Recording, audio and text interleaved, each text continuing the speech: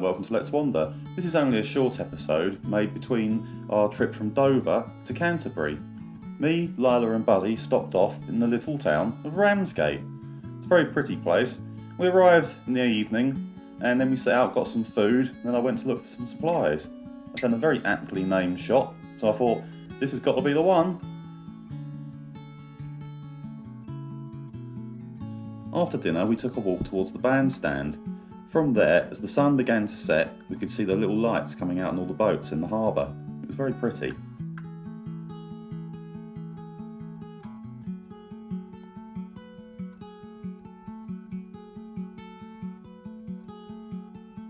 In the morning, after breakfast, we took a walk along the harbour wall.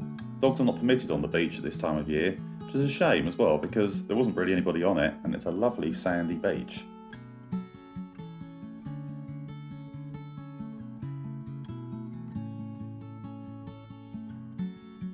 Ramsgate played a significant role in Operation Dynamo. 4,200 little ships left Ramsgate Harbour to rescue the troops from Dunkirk. 80,000 men were brought back.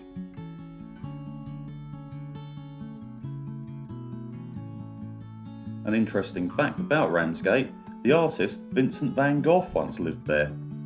He moved to Ramsgate in April 1876 at the age of 23. And he boarded at 11 Spencer Square, which is identified by a blue plaque.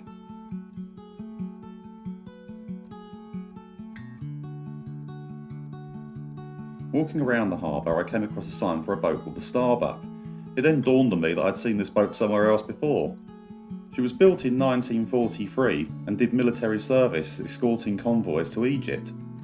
After she was decommissioned, she was bought by a boat builder from Thames Ditton. She was in the marina there for 30 years undergoing restoration. I used to pass by her when I used to go to Kingston.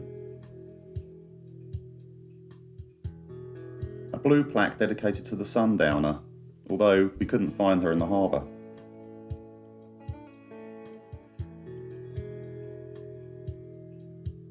The harbour is very beautiful and very peaceful.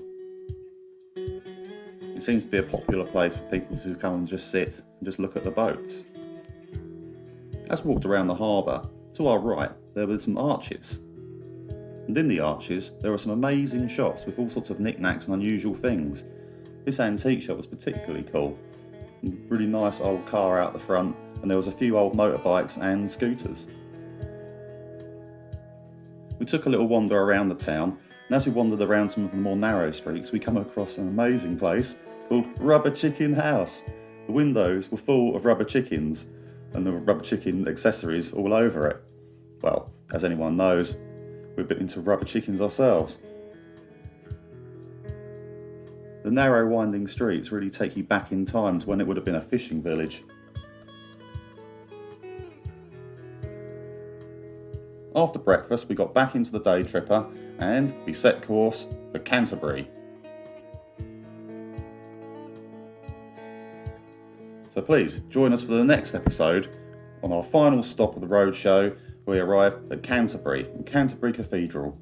So from me, Chris, Lila and Buddy, this was Let's Wander, and we'll see you again soon. Bye bye bye bye bye.